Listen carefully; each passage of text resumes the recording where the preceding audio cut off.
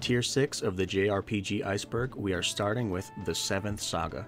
The Seventh Saga was developed by a company called Produce! There's an exclamation in the name, so I have to exclaim it. And it was published by Enix for the Super Famicom in 1993. There are 7 playable characters including humans, an elf, a dwarf, robots, a demon, and an alien, with each one having their own items and abilities. Having 7 different characters to play as adds great replay value to the game. The characters are recruited from different walks of life and corners of the globe by the King Lemille. After 5 years of training, Lemille dispatches his apprentices on a quest to obtain the 7 runes. Each rune possesses a great power that can be used by the person who wields it. The one who collects all 7 runes will become Lemille's heir. The player chooses one of the characters who all separately go on a quest to find the magic runes. You can partner up with one of the other characters to form a team and fight against the other playable characters for the runes. The game also innovated with the use of a radar in the game's heads-up display that allows the player to see enemies approaching, meaning that encounters are not entirely random. Mystic Arc. Mystic Arc released in 1995 for the Super Famicom and was planned to be a sequel to the Seventh Saga, but it was only released in Japan. The protagonist awakens in a mysterious temple on an unnamed island. As they explore the temple, they discover that to get back home, they must travel to various worlds within the temple and collect the arcs that are located in each world. After collecting all of the arcs, they are given access to the last part of the temple, where they must confront the final boss and get back home. A sequel called Mystic Arc Mabaroshi Gekijo was released for the PS1 in 1999. Despite the original being an RPG, the sequel was an adventure game. Kenoa Heroes Legend of the Metal Star. This game was developed and published by Namco for the Game Boy Advance in December 2002 for Japan only. It's a unique twist on the Kenoa games. Rather than a platformer, this game is an action RPG played from a top-down perspective. The game is set in an alternate universe from the other games. In this game, Kenoa lives in his hometown Breezegale and is aspiring to become a true hero. His dream is to obtain a hero medal, which is a mystical medal that serves as the sign of a hero. Kenoa and his friends travel through 8 worlds separated into several small levels called visions. At the end of each world, the characters must fight a boss. Metal Max. Metal Max was created by Hiroshi Miyaoka and his studio, Createch, and was developed in collaboration with Data East for the NES in 1991.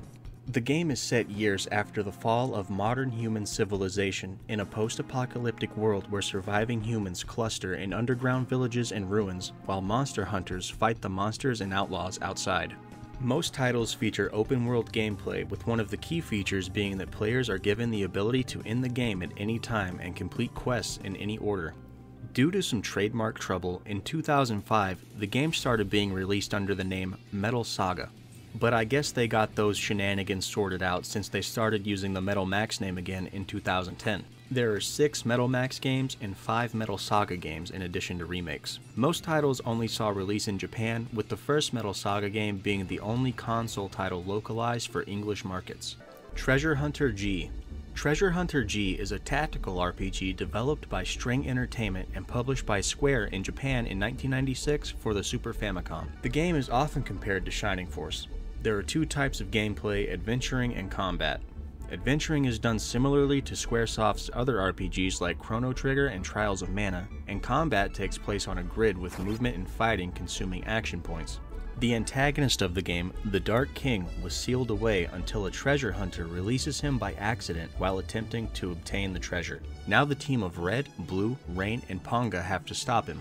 The game has a fantastic soundtrack, with the 2 composers being Hitoshi Sakimoto and Masaharu Iwata, who have massive bodies of work including a ton of other games. If you're enjoying the video, please consider subscribing. It would really help me out. Like the video, comment something. It doesn't have to be positive. You could tell me I'm a piece of shit or a fucking retard. I don't care. I appreciate everybody watching. Thank you.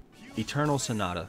Eternal Sonata was developed by Tri-Crescendo and published by Bandai Namco in 2007 for the Xbox 360, and the game received a PS3 version with additional content the following year. The game is centered on Polish composer Frederick Chopin, who died of tuberculosis at 39 years old in the year 1849. The story envisions a world dreamed by Chopin in his last hours that is influenced by his life and music. Chopin himself is a playable character among others. The game features a selection of compositions by Chopin, played by Stanislav Bunin. However, the game's original pieces are composed by Motoi Sakuraba, who has a history in video game music dating back to 1989 and is still composing for games released in 2024. The game mostly takes place in Chopin's dream world, with segments in the real world where Chopin is on his deathbed. The story is divided into 8 chapters, with each one being represented by one of Chopin's pieces and relating to the events of his life. Captain Subasa RPGs. Captain Subasa is a popular soccer manga and anime. With a series as popular as this, there are bound to be several games that come with the popularity. Several of these games are actually RPGs. It's difficult for me to talk about these games without actually playing them for myself. There's a big list of games from the 90s to now, and I'm not prepared to fully jump into the rabbit hole to figure out which ones fall under the JRPG umbrella. I apologize to anyone expecting a bigger dive into the Captain Subasa RPGs, but maybe someone from the comments can help me out, and I'll put it at the beginning of the next video. Dragon Slayer. The first Dragon Slayer game was designed by Yoshio Kiya, and it was developed by Nihon Falcom. It released in 1984 for the PC 8801, PC 9801, X1, and FM7 systems. Square ported the game to the MSX in 1985, and it was one of the first titles to be published by Square. Epic ported the game in 1986 for the Super Cassette Vision, and again in 1990 for the Game Boy. Dragon Slayer is an early example of an action RPG from Japan, with its biggest competitor at the time being Hydlide. I actually talked about the Dragon Slayer series in the first video because a spin-off of the Dragon Slayer franchise known as Legend of Heroes gained much more notoriety and overshadowed Dragon Slayer entirely. There have been a few games on this iceberg that are not Japanese developed, and every time that I come across one that I have to cover for the video, I go back and forth with myself on whether or not to include it, and this next one is no different. But I did decide to include it because I think it's going to make a lot of you furries out there excited and run out and buy the game right now and support this small indie developer. Super Lesbian Animal RPG is a game developed by Bobby Schroeder, also known by the handle Ponette.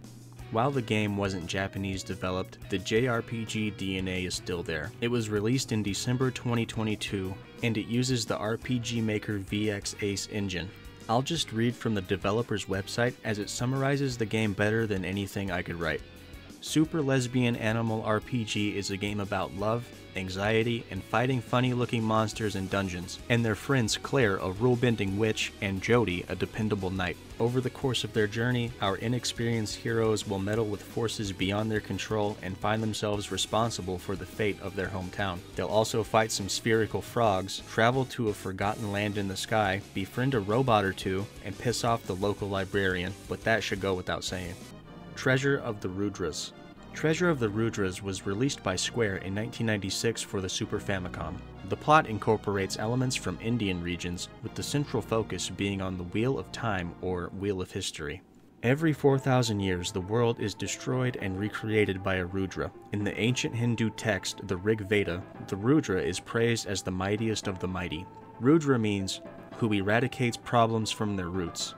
The story takes place during the final 15 days before humans are scheduled to be eradicated. This forces the 4 main characters who were chosen by fate to go on a quest to avert the catastrophe while uncovering the source of it all. The gameplay is similar to other Square RPGs, with one notable deviation being the mantra system, where players can create their own spells by using prefixes and suffixes contained within the game. Monachemia. Monachemia, Alchemist of Al Reus is actually a spin-off of Gus' Atelier series. It was released in 2007 for the PS2, and it shares many similarities with the Atelier Iris trilogy.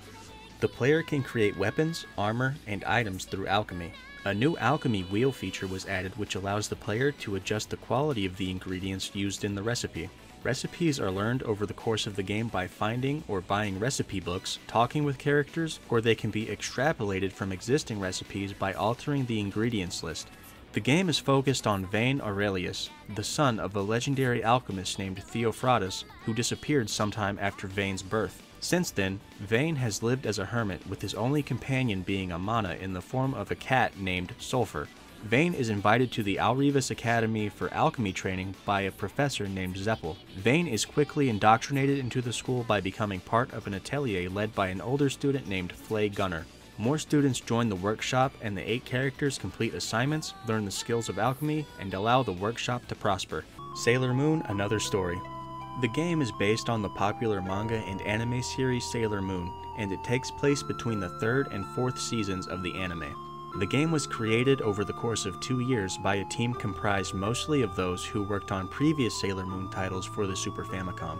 The player takes control of either the 5 Inner Guardians or the 4 Outer Guardians to protect Crystal Tokyo from a group of rebels and several of their previously defeated enemies who were resurrected by the sorceress Apsu, who wishes to alter the past to change the future to her liking with the goal of attaining the Silver Crystal. Dual Orb. Dual Orb is a game developed and published by a company called IMAX for the Super Famicom in 1994 for Japan only.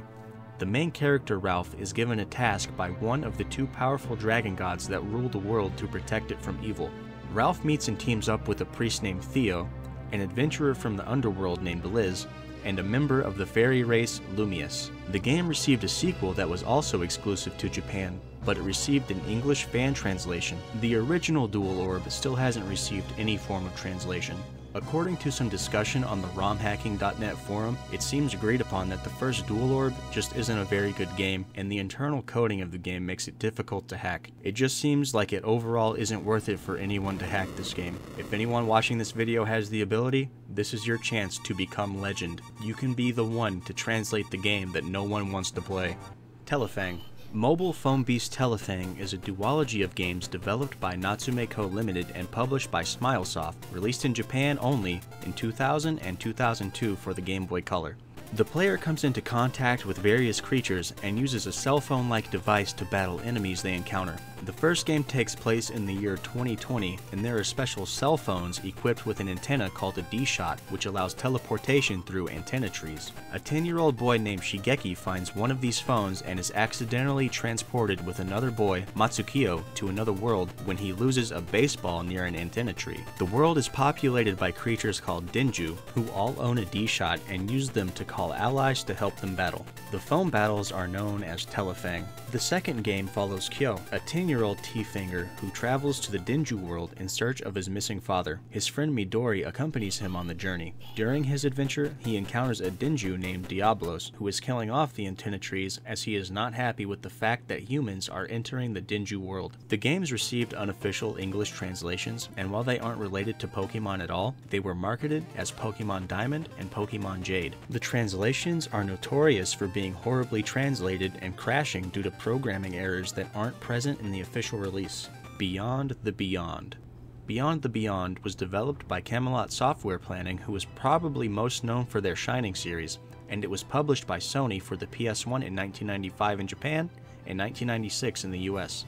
It's your basic turn-based game, but it does include a feature that wasn't present in standard RPGs at the time. It was dubbed the Active Playing System, and it allows the player to increase the chances of either landing an improved attack on an enemy or defending from an enemy attack by pressing the X button at the correct time during battle. Later on, games like Super Mario RPG and Final Fantasy VIII would adopt similar systems. A battle between the beings of light and the warlocks of the underworld took place long ago, but before the planet was destroyed, a treaty between the two sides was signed, with the surface world being left to the beings of light and the underworld being left to the warlocks.